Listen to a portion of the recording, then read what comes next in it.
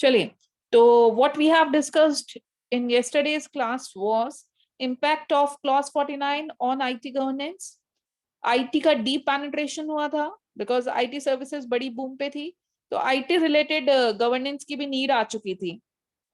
And इस वजह से एक कंपनीज एक्ट ने क्या बोला कि CIO की डिमांड हुई, चीफ इंफॉर्मेशन ऑफिसर, और जो रिपोर्टिंग करेगा डायरेक्ट बोर्ड ऑफ डायरेक्टर्स को, not to his immediate supervisor, अपने इमीडिएट सुपरवाइजर को रिपोर्ट न करके ही will report direct to the board of directors. ERP, जैसे ERP सॉफ्टवेयर एक IT का बहुत बड़ा रिफॉर्म मान लीजिए। ERP सॉफ्टवेयर ऐसा सॉफ्टवेयर है जिसकी वजह से एक सिंगल क्लिक पे you will get all the information regarding that particular data. For example, if you want to read a balance sheet, और उस बैलेंस शीट में आप एक पर्टिकुलर असेट के बारे में कोई चीज पता करना चाहते हो, तो उससे related everything will be on your screen, सब कुछ पता लग जाएगा। इस खासियत थी ERP सॉफ्टवेयर की। तो ऑब्वियसली IT सेक्टर इतना बढ़ रहा था, इसलिए हमें भी कंपनीज एक्ट को और तैयार करना पड़ा रिगार्डिंग कॉर्पोरेट गवर्नेंस, है ना। तो हाँ, देखिए, adding momentum to this development is, और IT सेक्टर बढ़ रहा था और गवर्नेंस IT में बढ़ रहा था, इस वजह से increasing offshore acquisitions of business unit by most top class business houses in services and manufacturing verticals, हमें हेल्प दी IT ने इन चीजों में भी। The cumulative impact of all these developments boils down the fact, और इन सबसे ये पता लगता था कि IT गवर्नेंस के बिना कॉर्पोरेट गवर्नेंस अचीव नहीं हो सकता। कॉर्पोरेट गवर्नेंस का सबसेट है IT governance. IT governance is a subset of corporate governance, है ना। कॉर्पोरेट गवर्नेंस अचीव करना है तो you have to look for IT governance. एक सेकेंड,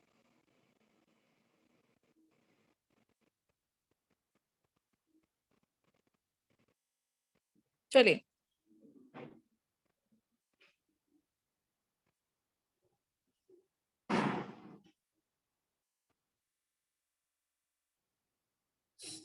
फिर कॉर्पोरेट गवर्नेंस प्रैक्टिसेस और कोड्स इन इंडिया, है ना। तो क्या है द कंपनीज एक्ट? देखिए, कंपनीज एक्ट 2013 ने बहुत सारे इनिशिएटिव्स लिए हैं रिगार्डिंग कॉर्पोरेट गवर्नेंस, ठीक है, मेजर रिफॉर्म्स लिए थे। कंपनीज एक्ट 2013 को अमेंडी, मतलब कंपनीज एक्ट 1956 को अमेंडी इसलिए किया गया था जस्ट बिकॉज कि सत्यम का स्कैम इतना बड़ा हो गया था। तो नीड तो पहले से ही थी कि ये कंपनीज एक्ट को अमेंड करना है, लेकिन 2013 में finally they have amended companies act. और उसके की इनिशिएटिव्स, कॉर्पोरेट गवर्नेंस लगाने के लिए उसने क्या क्या इनिशिएटिव्स लिए, की मतलब मेजर मेजर बता रहे हैं आपको। तो the initiatives are discussed under 5 thematic categories. 5 categories में आप पढ़िए, आपको 5 की इनिशिएटिव्स पता लगेंगे। पहला पहला इनिशिएटिव लिया गया कॉर्पोरेशन एंड सोसाइटी का लिंकेज, कि the corporates should be responsible towards society as well. इससे कॉर्पोरेट गवर्नेंस अचीव होगा। मतलब कंपनीज एक्ट ने 5 एरिया को कवर किया, जिसमें पहला है कॉर्पोरेशन एंड सोसाइटी, कि corporations are responsible to society. आपको खुद को पता है, आप बताइए, इसको मैंने केवल एक वर्ड बोला कि कॉर्पोरेशन एंड सोसाइटी का लिंकेज, ये एक मेजर एरिया देखा कंपनीज एक्ट 2013 ने, और इसके रिगार्डिंग कुछ ना कुछ प्रोविजंस डाले गए। आपके अकॉर्डिंग क्या प्रोविजन है कॉर्पोरेशन और सोसाइटी का कंपनीज एक्ट 2013 में? आपको पता है? कंपनीज एक्ट 2013 में कॉर्पोरेशन एंड सोसाइटी का जो लिंकेज है वो एक सेक्शन में दे रखा है, बताएंगे आप? ऐसे बहुत सारे हैं लेकिन एक मेजर है।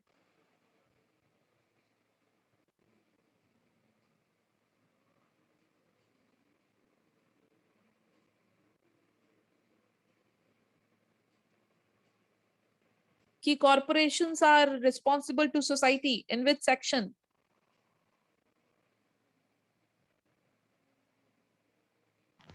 Ma'am CSR committee. Very good, very good. CSR section 135। CSR के through corporations are responsible to society। CSR का एक बहुत बड़ा प्रोविजन डाला गया था, 135 सेक्शन दे रखा है, 135 इंपॉर्टेंट है। तो पहला इन्होंने एरिया क्या डिफाइन किया, कॉर्पोरेशन का और सोसाइटी का। दूसरा, absentee share holder primacy and protection, that means minority share holders की protection. Boards and their processes, मतलब बोर्ड ऑफ डायरेक्टर्स का कॉन्स्टिट्यूशन और क्या क्या रूल्स एंड रिस्पॉन्सिबिलिटीज है उनके बारे में। Disclosure and transparency in reporting, many disclosures, many compliance reports, बहुत सारी रिपोर्टिंग, अलग अलग तरीके की रिपोर्ट सबमिट करनी पड़ती है अलग अलग टाइम पीरियड पे, उसके बारे में। अनलिस्टेड कंपनी का गवर्नेंस भी देखा गया। 5 एरिया दिए कंपनीज एक्ट ने, आपको पांचों पढ़ने हैं ना। तो पहला स्टार्ट करते हैं कॉर्पोरेशन एंड सोसाइटी का। तो कॉर्पोरेशन एंड सोसाइटी, टू की themes relating to business and society are, business का और सोसाइटी का जो हम लिंकेज पढ़ रहे हैं उसके अंदर कॉर्पोरेट गवर्नेंस कैसे इंक्लूड किया जाए उसके बारे में दो चीजें हैं। पहला, फर्स्ट कंसर्न देखा गया ऑब्लिगेशंस रिलेटिंग टू CSR, पहला डाल दिया कंपनीज एक्ट ने CSR के रिगार्डिंग प्रोविजंस, कंपलसरी आपको खर्च करना ही पड़ेगा अपना पैसा, कंपलसरी रिक्वायरमेंट डाल दी कंपनीज एक्ट ने। हम जितनी भी लिस्टेड कंपनीज हैं वो तो कंपलसरी है, इसके अलावा पब्लिक कंपनीज जिनका एक पर्टिकुलर नेटवर्थ, टर्नओवर और नेट प्रॉफिट एक पर्टिकुलर लिमिट से ज्यादा हो जाए, उनको भी कंपलसरी अपने प्रॉफिट्स का 2% खर्च करना पड़ता है, कंपलसरी है, मैंडेटरी है। और नहीं करते हो तो आप बोर्ड रिपोर्ट में डिस्क्लोज करो। आपने 134 पढ़ा था, section 134 board report. Board report में CSR रिलेटेड चीजें भी बतानी पड़ती है आपको।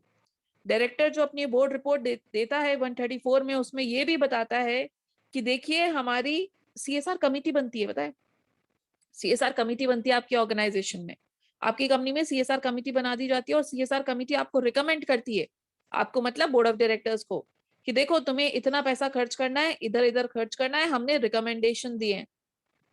आपने अगर पैसा खर्च किया वेरी गुड, अगर नहीं करे तो रीजन दीजिए कि क्यों ये फंड आपसे खर्च नहीं हुआ, है ना। जरूरी नहीं है ना आपको इतने अच्छे अपॉर्चुनिटीज मिल जाए खर्च करने की, कुछ रह गया फंड, कोई डेडलाइन के पे काम नहीं हुआ, बहुत सारे रीजंस होते हैं, तो वो सब रीजंस आपको डायरेक्टर रिपोर्ट में भी बताने पड़ते हैं।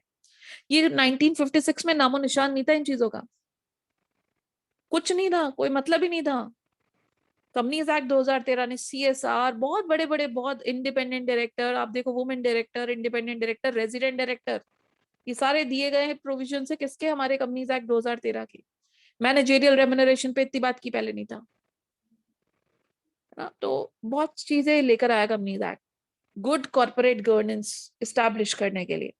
तो पहला कंसर्न सोसाइटी और कॉर्पोरेशन का क्या था कि फर्स्ट इज CSR ऑब्लिगेशन, दूसरा recognition of stake holders interest in corporate governance. Stakeholder interest, stakeholder का मतलब होता है it includes your board of directors, it includes managers, it includes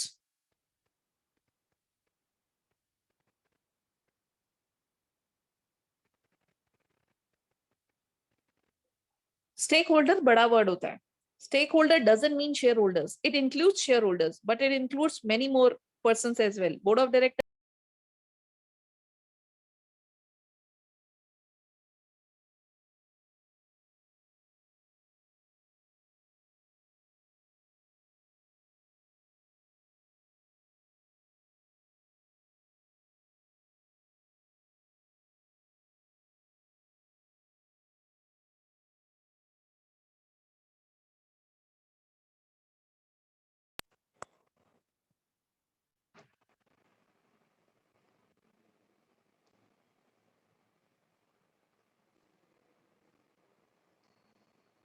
चलिए, हाँ, सेकंड कंसर्न जो था हमारा,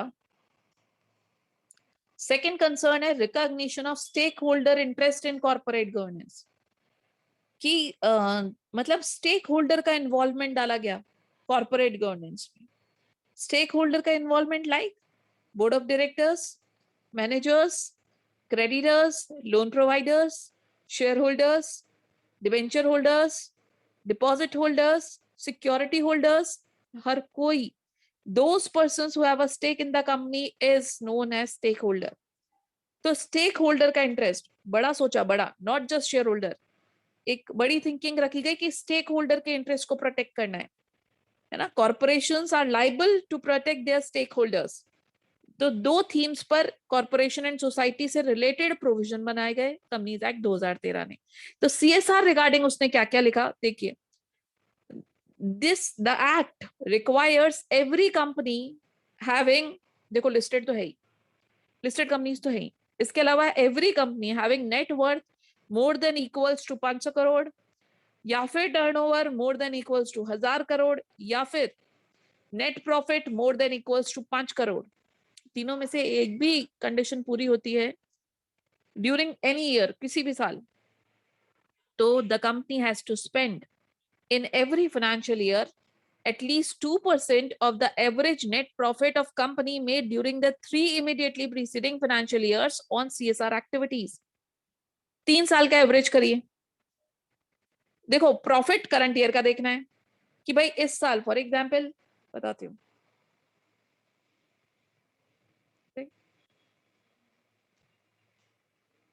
अच्छा स्क्रीन ही नहीं शेयर थी.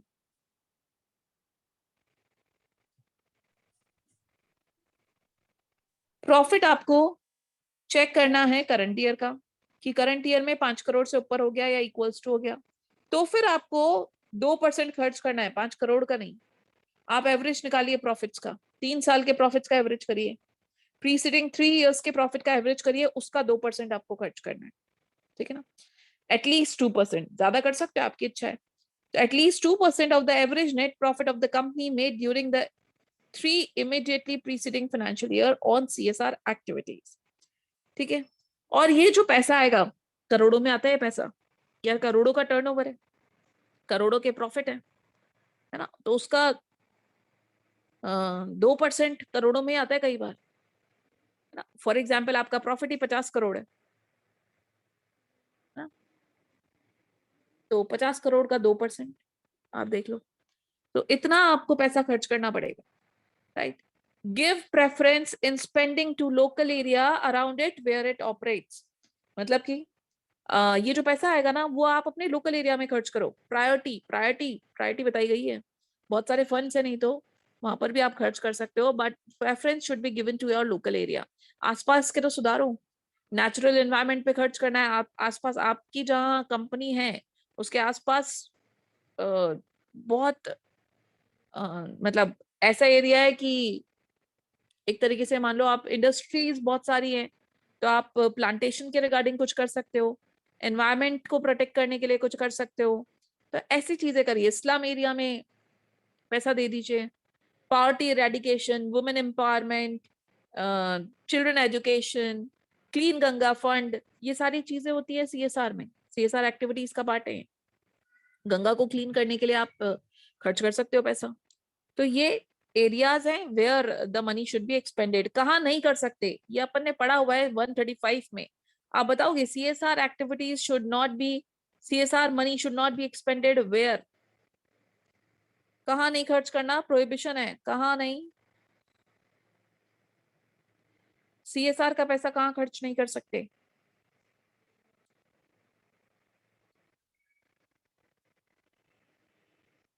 मैम हमें कुछ याद नहीं है, हमारा एग्जाम है लेट, और पता नहीं दिसंबर में भी होंगे या नहीं, तो हम बिल्कुल फ्री बैठे हैं. आउटसाइड इंडिया वेरी गुड समृद्धि. और एक और, अब एक्सपेक्टेशन बढ़ाइए तो और बता दो. Outside India very good. Employ और family member very good, very good. आप आउटसाइड इंडिया नहीं कर सकते हो, है ना. देखो बेटा ऐसे नहीं लिखे हैं खुद की कंपनी के बेनिफिट्स के लिए, इस तरीके का आंसर नहीं. You have to be very specific. आप देखो ना, आप खुद की कंपनी के बेनिफिट्स के लिए नहीं, आपको बहुत स्पेसिफिक लिखना पड़ेगा. 3 पॉइंट दे रखे हैं, वैसे की वैसे ही लिखने पड़ेंगे, है ना. तो एग्जैक्ट लॉ में यही है यार, यही चीज है जो आपको मार्क्स दिलाती है.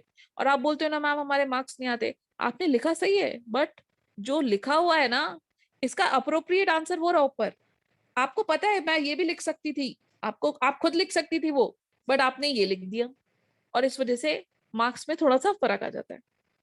है ना। लॉ में ये बहुत बड़ी चीज होती है, जो वर्ड है उसी को लिखो ना, आप उसकी भी हिंदी करके उसको लिख देते हो, है ना। एम्प्लॉय और फैमिली मेंबर पे ना खर्च करें आप, यार आपने लिख दिया कि कंपनी के बेनिफिट्स, बिल्कुल मतलब आपका वही है, लेकिन मत निकालो उसका मतलब, मत लिखो, जो टर्म लिखी हुई है उसी को लिखो, you will get better answer, better marks, है ना। बिल्कुल डेफिनेटली ये आपको हमेशा देखना, एक आप अलग आंसर प्रेजेंट करोगी ना, तो समझ आ जाएगा आपको क्या फर्क है। चलिए, तो हाँ देखिए, आउटसाइड इंडिया बिल्कुल अलाउड नहीं है सीएसआर का पैसा खर्च करना। यार इंडिया का development, India is a developing country और आप बाहर पैसा भेज रहे हो, यहाँ तो कर लो रिफॉर्म पहले, सबसे ज्यादा जरूरत तो इंडिया में ही है, और आप सोशल एक्टिविटीज कर रहे हो बाहर, नॉट अलाउड, प्रोहिबिटेड है। एम्प्लॉयज में भी नहीं करोगे, फैमिली मेंबर्स में भी नहीं करोगे। ठीक है, 2%, 3 साल का एवरेज, और लिमिट ध्यान रखना, ये 135 भी कवर हो रहा है आपका, सेक्शन 135 भी कवर हो रहा है। Give preference in spending to local areas around it where it operates in case of failure in achieving the spend target. जो टारगेट दिया था उसको आप अचीव नहीं कर पाए, तो बोर्ड ऑफ डायरेक्टर्स को अपनी report, that is 134, board report होती है 134 में, the board of directors shall in its annual report to shareholders explain the reason why the required obligation to spend was not met, कि क्यों वो जो पैसा था आपने जो अलग किया था वो पैसा आप खर्च नहीं कर पाए सीएसआर में, आप रीजन बताएंगे। शेयर होल्डर्स बिल्कुल मतलब share holders should be informed about the reasons कि क्यों ऐसा आप पैसा खर्च नहीं करा, रीजन दीजिए।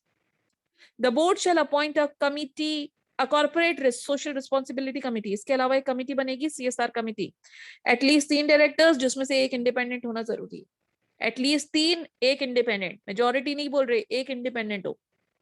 कम से कम 3 डायरेक्टर्स बैठेंगे आपकी सीएसआर कमिटी में, एंड उसमें से एक का इंडिपेंडेंट होना कंपलसरी है।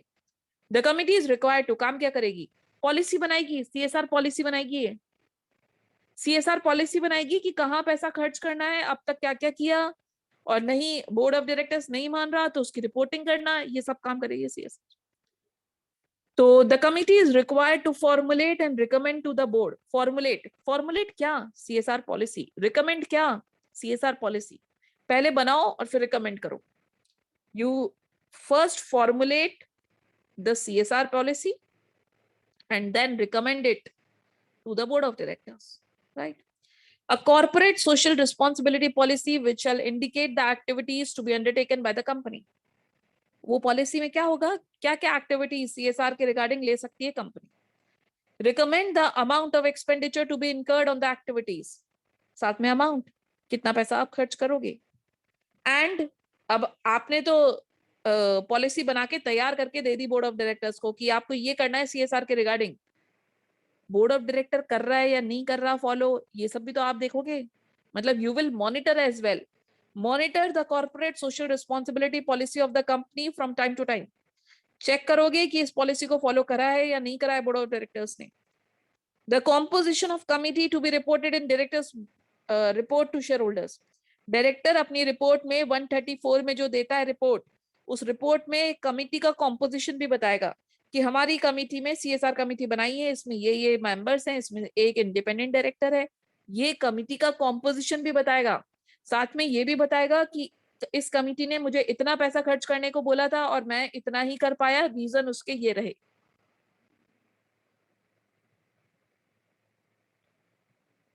ठीक है ना। तो सीएसआर के ऊपर बहुत बार क्वेश्चन आया है, बहुत बार। What are the key initiatives taken by Companies Act 2013 in regarding corporation and society? तो कॉर्पोरेशन एंड सोसाइटी, अब देखो आपको क्वेश्चन, इसमें क्वेश्चन अगर आपको इस चैप्टर का ये पता है ना कि इसमें क्या क्या चीजें पूछ रखी है, हेडिंग्स, तो आपको आंसर करने में इजी रहेगा। बच्चा कॉमन आंसर लिख देता है, कॉर्पोरेट गवर्नेंस पता है, the set of principles which direct a company, the company will be controlled, will be governed by the corporate governance। ये सारी चीजों पे आप रामायण लिख सकते हो, इतने तो आप चैंपियन हो ही चुके हो। लेकिन correct answer to be placed in correct, ये तुमने सीएसआर भी डाल दिया, तुमने स्टेक होल्डर भी डाल दिया, तुमने different different board of directors का कॉम्पोजिशन भी डाल रहे हो, पूछा केवल कॉर्पोरेशन और सोसाइटी है आपसे। आपने देखा कॉर्पोरेट गवर्नेंस, थ्योरी क्वेश्चन आया कॉर्पोरेट गवर्नेंस का, लिख देता हूँ पूरा, है ना। तो आपको ये पता होना चाहिए पूछ क्या रहा है, और उसके रिगार्डिंग आप डिटेल में लिख दो चाहे, और आप 2-4 पॉइंट डाल दो सीएसआर के, लेकिन सीएसआर ही लिखोगे, स्टेक होल्डर इशू ही लिखोगे। कॉर्पोरेशन एंड सोसाइटी आता है तो केवल 2 पॉइंट्स में आपका आंसर होना चाहिए, और 2 पॉइंट्स को हाईलाइट करके आओ अच्छे से, कि मुझे पता है कि आपने मुझसे कॉर्पोरेशन एंड सोसाइटी पूछा है, इसमें दो ही एरियाज कवर करे हैं कंपनीज एक्ट 2013 ने, पहला सीएसआर के रिगार्डिंग और दूसरा stakeholder issue. Board of directors, disclosure requirement, transparency, accountability, सब डाल दिया, खिचड़ी बना दी आपने। और आंसर में आपके ये भी है, सीएसआर भी है, आंसर में आपके स्टेक होल्डर भी इशू है, लेकिन वो दिखेगा ही नहीं, इतना डाल दिया आपने। ठीक है, पॉइंट टू पॉइंट लर्न करो, ये ध्यान रखो पूछा क्या है, हो जाएगा। तो सीएसआर के रिगार्डिंग ये सारी चीजें थी। अब आते हैं stakeholder issue. Stakeholder बहुत बड़ा वर्ड है, बता चुकी हूँ। Companies Act 2013 makes specific provision in this regard, like a director of the company is required to act in good faith in order to promote the object of company for the benefit of its members, its company, its employees, its shareholders, the community, protection of environment. मतलब company के director को good faith में काम करना है, और किस किस के फेवर में, मेंबर्स के, कंपनी के खुद के, एम्प्लॉइज के, शेयर होल्डर्स के, हमारी कम्युनिटी के, हमारे एनवायरमेंट के लिए। Share director should act in good faith, stakeholder का इंटरेस्ट प्रोटेक्ट हो ही रहा है। अ कंपनी विद, इसके अलावा स्टेक होल्डर के रिगार्डिंग कंपनीज एक्ट ने बोला सेक्शन 178 में कि स्टेक होल्डर रिलेशनशिप कमिटी बनाई जाएगी, SRC। और कब बनाई जाएगी, जिस भी कंपनी में शेयर होल्डर्स या stakeholders are more than 1000 या नहीं, मोर देन ही है, मोर देन 1000 अगर स्टेक होल्डर हो जाए तो आपको एक स्टेक होल्डर रिलेशनशिप कमिटी बनानी पड़ेगी। उस कमिटी का काम क्या होगा, redressing the grievances of stake holders के दुख सुनेगी वो, जो भी दिक्कत होगी उस कमिटी के पास जाइए।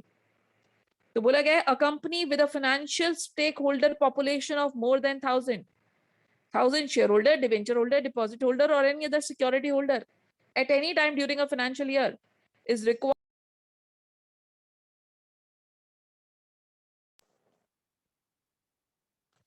required to constitute a stakeholders relationship committee as per section 178. 178 में 2 कमिटीज थी, आपको याद है। ऑडिट कमिटी का सेक्शन बताओ, ऑडिट कमिटी का सेक्शन बताइए मुझे।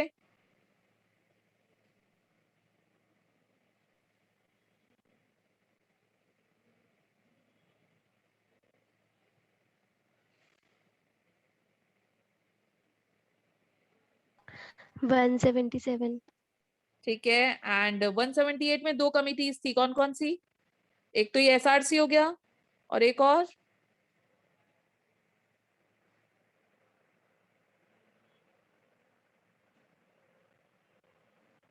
NRC, nomination and remuneration committee. Very good, 2 committees थी 178 में, एक तो NRC, nomination and remuneration committee, और एक SRC, stakeholder relationship committee, है ना। 177, 178, राइट। और 175 वगैरह याद है, 174, 175, 174 कोरम था, कोरम ऑफ बोर्ड मीटिंग। बच्चों बोर्ड ऑफ डायरेक्टर्स ढंग से कर लो, मैं तुम्हें बता रही हूँ, तुम्हारे 40 से ज्यादा मार्क्स तुम देखो यार, तुम समझ नहीं रहे हो, अब तो तुम्हें लालच करना चाहिए। तुम्हें 10 मार्क्स दिलाता है IBC, तुम्हें 15 मार्क्स दिलाता है कॉर्पोरेट गवर्नेंस, ये होते हैं 25। बोर्ड ऑफ डायरेक्टर्स अगर कर लोगे ना, बोर्ड ऑफ डायरेक्टर्स है 20 से 25 मार्क्स का, 20 मान लो आप, तो 45 होते हैं, यही 45 हो जाते हैं। तो घबरा, मतलब ये फिर वही बात है ना कि आप इसमें पूरे स्कोर करो, तब मजा है, तब आप मतलब 40 के लिए नहीं घबराओगे। लॉ में 40 आना बड़ा मुश्किल हो जाता है, अच्छे अच्छे बच्चों की बात बता रही हूँ ये। तो आप पहले, मेरे को डायरेक्टर्स की तैयारी आपकी बिल्कुल अच्छी नहीं लग रही है, बिल्कुल भी अच्छी नहीं लग रही है। पढ़ाया बहुत, अपन ने बहुत टाइम लगा के पढ़ा है डायरेक्टर्स, तो एकदम टिप्स पे होना चाहिए था मैम, ये सेक्शन, ये सेक्शन, ये सेक्शन, गो थ्रू इट। आप 10-10 सेक्शन कंप्लीट करो, आज 149 से लेकर के आप सेक्शंस लो 160 तक, 15 मिनट भी नहीं लगेंगे, 15 मिनट भी, लेकिन आप डायरेक्टर अच्छे से करोगे। आज आप 149 से स्टार्ट करो और उसको कंप्लीट करो, मतलब इंडिपेंडेंट डायरेक्टर से लेकर के आप 160 तक कंप्लीट करो उसको। डेली बेसिस पे 10-10 सेक्शन करोगे, 15-15 मिनट देने पड़ेंगे आपको डायरेक्टर को। आप डायरेक्टर का रिवीजन करेंगे 5 से 6 बार, मैं आपको बता रही हूँ। डायरेक्टर ऑडिट ऑफ काम मैं बता देती हूँ, और अच्छे से बता देती हूँ, एक बार लिख देती हूँ, फिर आप बोलोगे मैम बताया नहीं आपने। 123 से लेकर के आपको 205 के सेक्शन करने हैं और इनका रिवीजन करना है आपको कम से कम 6 बार। 6 बार हो जाना चाहिए आपका इसका रिवीजन, जो आपके टिप्स पे हो विद सेक्शन। कहीं नहीं जाएंगे आपके मार्क्स। ये वो इतना स्कोरिंग है, तुम इसको हल्के में ले रहे हो। स्टार्टिंग में कराया था ये, बहुत इंपॉर्टेंट है ये सेक्शंस। और देखो कितने से हैं, मैंने तुम्हें अभी बता दिया। आप इनको बहुत अच्छे से करेंगे, इनका रिवीजन करिए आप। डेली बेसिस पे पढ़ो, 15 मिनट लगती है, केवल 15 मिनट लगती है। 10-10 सेक्शन करते हो तो 10 दिन में आपके हो जाते हैं 100 सेक्शन। ये 100 सेक्शन भी नहीं है, आप सोच के देखो, 10 दिन में। और फिर आप जब दूसरी बार पढ़ोगे तो यार आपको आता ही है, तब तो आपको कितना सा टाइम लगेगा, आप एक दिन में पूरे सेक्शंस कर लोगे। मैं 6 बार जो बोल रही हूँ ना, वो बहुत ईजी है, बहुत ईजी है। You will be able to revise 6 times in 20 days। 10 दिन मानती हूँ मैं, आपको 100 सेक्शन लगेंगे। 100 तो है भी नहीं, 100 तो है भी नहीं, है ना। तो 10 दिन में आप ये सेक्शन करो, उसके बाद रिवीजन एक दिन में कर लोगे सारे सबका। मैं तो 20 दिन ले लिए, 20 दिन। 20 दिन आपको कितने मार्क्स दिलाएगा आप देखो। आईबीसी करो, आईबीसी के पीछे पड़ जाओ। ये चीजें वो हैं जो, मतलब बच्चे के 40 मार्क्स क्यों नहीं आए इंटर में, तो फिर भी सोच सकते हैं हम। फाइनल में बहुत अच्छा स्कोरिंग, इंटर में बहुत कोर्स है पता है, 10-10 मार्क्स, केवल 10 मार्क्स में एथिक्स है, बाकी कुछ भी नहीं है। बाकी सब में बहुत सारा सारा पढ़ा है आपने, तो वहां पे थोड़ी सी चेकिंग भी इजी है, फाइनल में नहीं है। बहुत रुलाया बच्चों को लॉ में, तो आप तरीके से पढ़ने चालू कर दो। हम ऐसा कर सकते हैं, अगर आप लोग सब अग्री करते हो तो 10 सेक्शन मैं आपको दे रही हूँ डेली बेसिस पे। मैं 10 सेक्शन में से कल आते ही रिवीजन करेंगे, मैं भी रिवीजन करवा दूंगी आपको 10 सेक्शन का। 5 मिनट लगेंगे, हार्डली 5 मिनट्स इफ, लेकिन सब पढ़ के आएंगे तो मुझे आज ही बता दो कि यस मैम, कि हम भी डेडिकेटली पढ़ेंगे, और आप हमसे 10 सेक्शन में से कुछ भी पूछ लेना, किसी से भी ओरल टेस्ट ले लेंगे अपन 5-10 मिनट स्टार्टिंग। ठीक है। मंडे का आपका टॉपिक है सेक्शन 149 से लेकर के 160। मैं दे ही नहीं रही, ज्यादा दे ही नहीं रही आपको, वैसे तो संडे बीच में है, लेकिन स्टिल मैं नहीं दे रही। आप 149 से 160 कर लो तुम तो अच्छे से। इंडिपेंडेंट डायरेक्टर अपने आप में बहुत बड़ा है, तो तरीके से करो उसको। चलिए ठीक है। तो स्टेक होल्डर इशू देखिए, एक कमिटी बनाई है, stakeholder relationship committee as पर 138, chaired by non executive director. Chaired by मतलब चेयरमैन इसका नॉन एग्जीक्यूटिव डायरेक्टर होगा। नॉन एग्जीक्यूटिव डायरेक्टर वो बंदा जो जो अनबाइज्ड है, जिसका कंपनी से लेना देना नहीं है। तो chaired by non executive director काम क्या करती है, address the grievance of security holders, है ना। सो आज की क्लास यही खत्म करते हैं हम। प्लीज डायरेक्टर्स पोर्शन पे ध्यान दीजिए। मैं खुद लग जाऊंगी आपके साथ, 10 सेक्शन में आपको मंडे को पूछूंगी, ओरल टेस्ट ले लेंगे अपन, उसके बाद हम आगे का बढ़ेंगे कॉर्पोरेट गवर्नेंस पे। ठीक है। एक बार आपका ये 123 से 205 खत्म हो जाए तो फिर हम आईबीसी का भी रिवीजन करेंगे। हो जाएगा आपका, ये जो टॉपिक्स मैं बोल रही हूँ 5 से 6 बार रिवाइज करने ही हैं, आप ये मान के चलो करने। गिनती करना आप कि हाँ मैंने इतनी बार इसको रिवाइज कर लिया। That's it for today. मिलते हैं कल, मिलते हैं मंडे को। Thank you so much.